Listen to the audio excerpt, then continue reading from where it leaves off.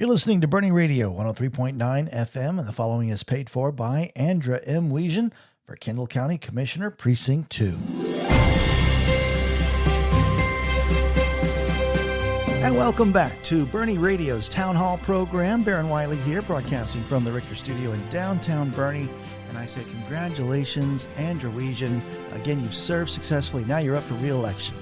I am up for re-election, and isn't it great, Baron, that we have democracy?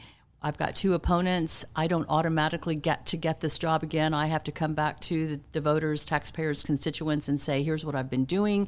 Here's how I've been facing the challenges. Here's the hard work. Here's how I've stepped up. Yeah. And so I'm actually having some fun doing it. Well, good. Let's talk about that. Again, we're talking about County Commissioner Precinct 2. Again, a fantastic job. You've been through the ups and downs. Let's talk about the fun part. What's the most rewarding thing over the last few years with you? I guess the most rewarding thing is when the phone rings and someone has a problem. I have a dead deer carcass on the road. When are you going to fix my potholes? When are you going to trim the brush? But some interesting things have come up. Like in one neighborhood, we had to work with the homeowners association to get the mailboxes and do some paving in the post office, and everybody was happy. How often does that happen? Wonderful. Exactly. We live in a happy community there too, and of course then there's tragedy that happens in our community in the last, obviously with the floods from last year. Can we talk about that for a minute? We sure can. And you know, Kendall County was very blessed because those floodwaters were not as strong that came down the river like in Kerr County, and it was daylight, and you know, we had a lot of lead time. So what I did was use my role as a communicator. So I reached out to county officials, the sheriff, Brady Constantine, our emergency management. I talked to the property owners along the river. Tell me what you're seeing. Tell me what's going on. And then I communicated through Facebook post and my news article. I also picked up the phone and called Donna Campbell's staff, Ellen Troxler personally, and said, you know, we had a really good flood warning system on Cypress Creek that worked very well. It let folks know that the floodwaters were coming. Of course, first responders were up and down the creek letting people know of the imminent danger. And I said, you know, if you all do anything in special session, and I know you'll probably earmark a lot of money for this, let's get some money for flood warning systems. And so a lot of people were saying that. It wasn't just me. Right. But that's how I helped. Doing what I do best is making sure that I have the proper, correct information, and then I communicate with those who are following me. Well, keep up the great work, and we're glad that you are our county commissioner. Again, as you're running for re-election, and early voting coming up quick. Election day is? March 3rd, and early voting begins on the 17th and runs through the 27th. There's even some early voting on a Sunday, which is great. It gives everybody a chance to get out. And I would recommend everybody vote early because you never know what's going to happen on Election Day. Go early. Good idea. Let's talk about Kendall County as a whole. We've got, boy, again, fastest growing county in the state, it still seems like. And obviously a big part of your service is working with our first responders. It is, and that's the challenge, readiness, making sure that help shows up when someone calls 911, no matter where they live. And so during my tenure, the court strengthened countywide emergency response and fire safety. I'll talk about a couple of examples. So we increased funding for the City of Boerne's paid fire department as growth increased and they had more coverage. And that was really key because they're a great partner. We cannot duplicate or replicate what the City of Boerne Fire Department does, and we're very grateful for them. Also, we continued supporting our volunteer fire departments with their regular funding. They come to budget and let us know what they need. But more than that, we helped Bergheim and Comfort move forward to 24/7 coverage, and we were really pleased to be able to do that. And I've got reports back from Chief Hawkins at Bergheim. In fact, I'm going to do a feature story coming up here, and he said it's just a home run. It's going very well. Also, we adopted the International Fire Code, the 2024 code, that strengthened our countywide battery energy storage system safety standards. We call them BESS. That's a mouthful. So this code focused on public safety, first responders, and environmental protection. And so these standards are not only applying on Flat Rock Creek in Precinct 4, but countywide, because we've got proximity risks to all the waterways, whether it's the Cibolo or the Guadalupe. And so these safety standards are going to protect residents and first responders regardless of the location. And I don't know if you heard the news. I guess it was Tuesday. East Point Energy has withdrawn their Flat Rock BESS project. So, and the other thing that we did after adopting that code is that we hired a consultant who said, you know, you have the legal authority under this code to put these regulations in place. So when these companies come, you can't stop them from coming. Somebody owns that land, that's private property. You know, we have a capitalist system, but you can make sure that what they're doing is safe.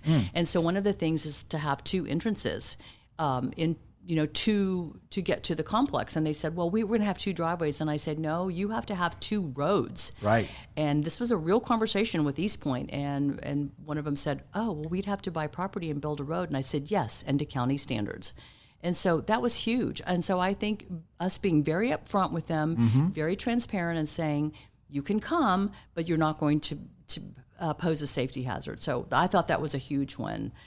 We also opened the new EMS station and Sheriff's Office substation near Bergheim. We added personnel to strengthen our EMS coverage, and we maintained strong funding for the county sheriff's office. I have a great rapport, a great relationship with Sheriff Auger. I respect him a lot, and I respect all of law enforcement, and I'm going to continue supporting public safety. Yeah. Andra, I just love you as a person. My pride swells up when I see you riding your big, beautiful horse down Main Street at the parade here. But you are open, you're easy to meet, easy to find, easy to work with. And with that, you said the word transparency a little bit in that last conversation, and that comes to fiscal responsibility in Kendall County. And again, you are available to talk about that. Right. And we have to remember that county government is a service organization. I work for you. They're your tax dollars, and we have to safeguard those dollars. During our tenure, the court has taken a real conservative fiscal approach, making sure that core services are still delivered. We reduced the county budget by about $2.27 million while still funding those essential operations. The budget has 2 parts. We've got the maintenance and operations, which runs the county. That's your public safety, roads, staff, courts, and then the voter-approved debt service. And that would be the mortgage on bonds, like the Proposition A funding, our jail expansion, our new EMS facility. Counties don't have readily available cash to pay for those, so we do have to have bonds. But we lowered that tax rate this year a little more than half a cent. If you look at a $500,000 home, that's about $5 a day for all these county services, and that's about what you pay for your streaming service or cable. So I think it's good value. It's paid for the sheriff, the jail, our court systems, EMS, fire support, emergency management, our roads, the entire safety and justice system. Hey, we're talking with Andra Wisian. She is running for re-election for County Commissioner Precinct 2. You can learn more right now at voteandra.com, voteandra.com. Andra, as I've seen you go a million miles an hour here in this season here, what are your needs right now? How can we help you? Well, I think the best thing is your prayers. When I see my constituents, whether it's meet and greets or candidate forums, and there have been quite a few of them, or just having coffee. In fact, I have a constituent I'm meeting right after this interview. I want you to pray for God's wisdom for me and the right direction, and then pray for all of the candidates, because Baron, this is a big deal to step up and run for office. It's very challenging. It's hard on the candidate. It's hard on the families. Yeah. And thank God for How is Kirby, by the way? Kirby's great. He and my campaign treasurer are my sign team. Nice. And so other than that, your vote, of course, on March 3rd, preferably you vote early, February 17th through the 27th, and then very few signs left. We even ordered more signs this year. Of course, me being frugal, we stored last campaign sign in the attic and ordered more, but we're just about out of signs. We're going to do some block walking, so reach out to me if you want to help with that. Also, we'll be at early voting in front of the county annex elections office with our tents. Sure. And waving signs, and so come out and help tent sit. I'll have to be at Commissioner's Court. I have a full-time job, so I can't be there every minute of the day tent sitting, so I need lots of folks to come and do that, and it's a lot of fun. Absolutely. Again, if you want to get involved, check out voteandra.com. And as you said, as you're sitting out by the road, can we talk about a couple of roads? There's been more traffic up and down, I'm going to say my observation of Ammon Road and that 3351 behind Fair Oaks, right? Can you see in the future how that's progressing and what we need to know? Right. So as Kendall County, and I haven't looked at the rankings, but at one time we were the fifth fastest growing county in the nation. And so mobility is a big issue. Let's start kind of broad. First of all, we, about 2 years ago, lobbied for a position on the Alamo Area Metropolitan Planning Organization. And that's the organization that gets the federal funding for road projects. And prior to that, the county hadn't wanted to join. And so I said, if we don't join, we're not going to have a seat at the table and a voice. So we got that done. We'll be, Shane Stolarzek, the judge, and I will be seated on 2 different committees in March. And so some of the projects we're working on, we approached TxDOT a couple years ago and said, let's fix this Highway 46 East, Herf-Esser intersection, and the county put up $1 million match, and TxDOT took that to AMPO and got it approved as a project. Unfortunately, this federal money that flows from the federal government to AMPO has been delayed. There has been talk, and I know I'm getting in the weeds here, but there's been talk about some of this metropolitan money going to rural areas, and there's a rural planning organization, but it doesn't have very much funding. So right now, everybody's kind of looking at that.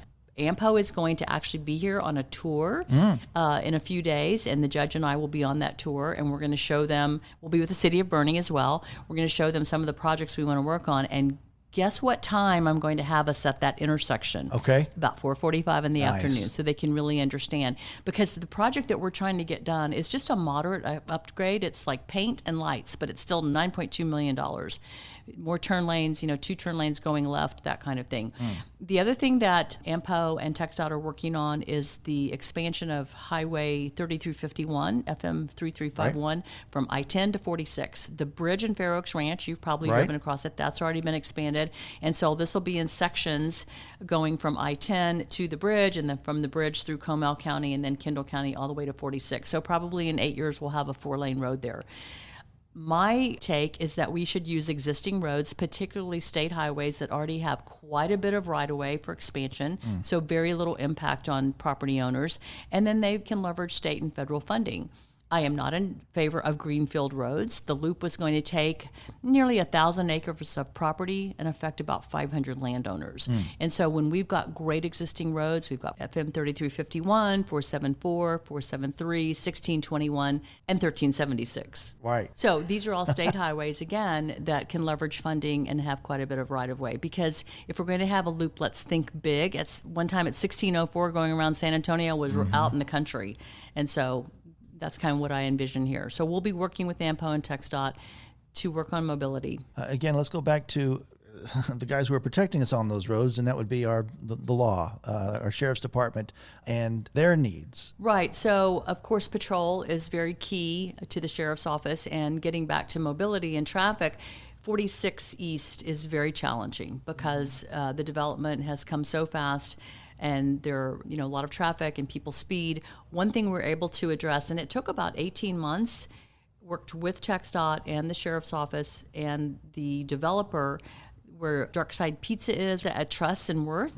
And so people were coming out of Truss and having to take a right turn and wanting to go back to Boerne, and they were doing U-turns. We had 5 very serious crashes there. And it took 18 months to get a no U-turn sign. So now law enforcement can legally give tickets. So TxDOT designs roads for people following the law.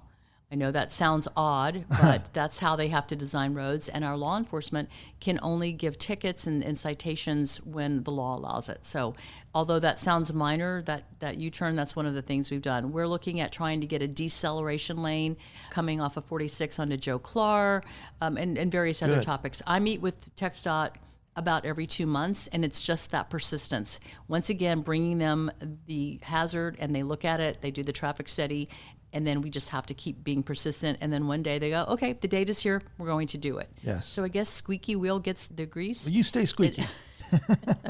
Thank you. But as that's you, and again, Andra, I feel you. You're going 1 million miles an hour, taking care of Kendall County, if you will. People want to know, who are you, Andra Wisian? What do you like to do for fun? What are you about in Kendall County? To do for fun. Well, my therapy is my horses. Riding. My best friend growing up was always a horse. But I enjoy family time. I have 2 sons, and they're both married, and we have a grandchild on the way. Oh, congratulations. So hanging out with family and close friends and just doing a lot of nothing. Well, as we should. That's why we're here. Name of your horse? My horse is... she's a funky monkey. We call her Funky. She's a very well-trained, well-bred cutting horse. I used to show her. And then when I got this job, that, of course, had to stop because it's very intensive training and driving to my trainer in Brenham and then going to shows for 3 or 4 days a week. And so now she's just my parade horse. And I train all my horses to be de-spooked so that they're not afraid with the big band noise and the flags waving and all the crowds. So when you're out in the middle of your horse field, how do you de-spook them when there's no noise? Oh, well, you simulate it. So pool noodles hanging from above and tarps and umbrellas. Yeah. Oh, horses hate umbrellas. And loud music and plastic bags blowing, put plastic bags on sticks and shake it, and roping ropes above their head, and just a variety of things. And then just lots of miles riding them out in the wilderness, if you would. Right. Birds fly up, jackrabbits run, deer take off and appear, and horses tend to, spook and then want to turn and run away. But I train them to be brave and to face whatever's there. And are you available to speak at my business group? Absolutely. I'm available to speak and do dog and pony show and tricks.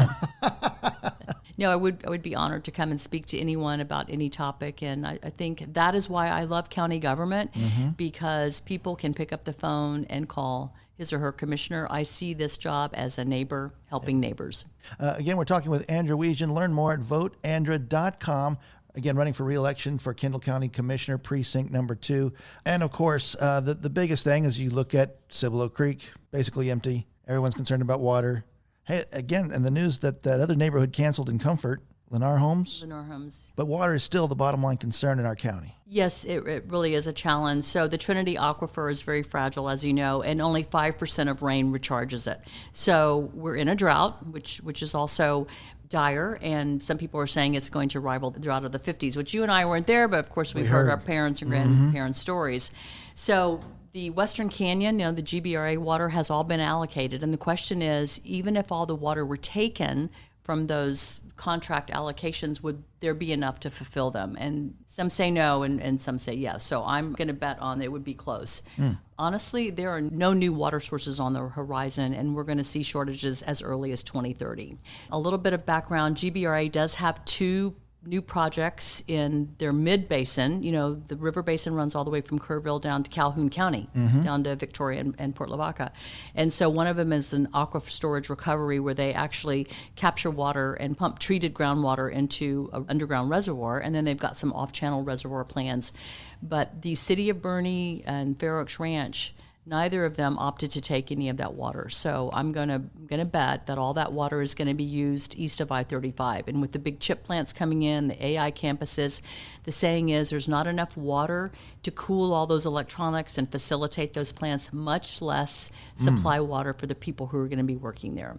So that means we're kind of on our own. So what's the next new water source? Conservation. So the City of Boerne is doing a great job in Esperanza, for example, with the reuse of the non-potable but safe water, to water the yard. And speaking of yards, we're going to have to stop planting St. Augustine grass and having emerald green Ireland grass, right? We live in an arid area, so zero escaping, rainwater capture condensation from air conditioners. We're going to have to get smart on that. Now, the voters approved $1 billion for the Texas Water Development Board to do some projects. That was in the last election.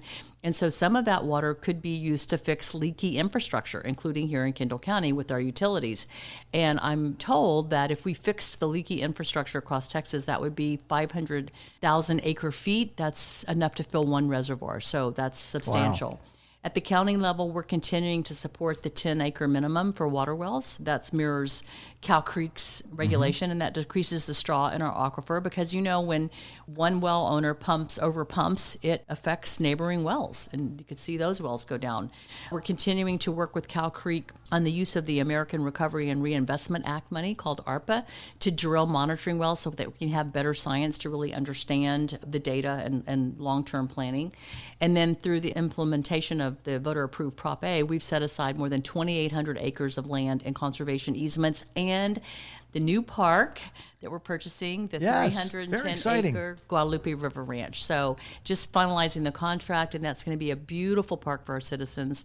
You'll be able to put in there and float down to our other county park at Kreitzberg Canyon, and both, by the way, are in Precinct 2. That's your backyard. That's our backyard. So, Andrew, you mentioned earlier, of course, now you've got you're in a race now against 2 other opponents, if you will. Talk to our listeners right now and ask for their vote. I will ask for the vote. I'm honored to serve. I love my job. I love the challenges. And I've been doing it for 3 years, focusing on safeguarding our taxpayer dollars, backing our first responders, managing growth responsibly, protecting our natural resources, and improving our county roads and infrastructure. I believe that effective leadership means recognizing those hard challenges and facing them head on, communicating clearly, and working toward practical solutions with a clear focus on service and results. And so our new slogan for this year is steady leadership, staying the course. And I humbly ask for your vote. Go to voteandra.com, get involved, and reach out if you got questions. Again, you're very easy to reach. And we love that you also, your commissioner courts are online. You can watch a session. They are. I want to sell ad time on there because sometimes we have so many viewers. Yeah. The Nielsen ratings are through the roof. Well, keep up the great work, Andra Wisian, and we say God bless you. Our prayers are with you, and we'll see you on voting day. Thank you, Baron. I appreciate you more than you know. Love Bernie Radio. Thank you. And thank you for listening to Bernie Radio, 103.9 FM.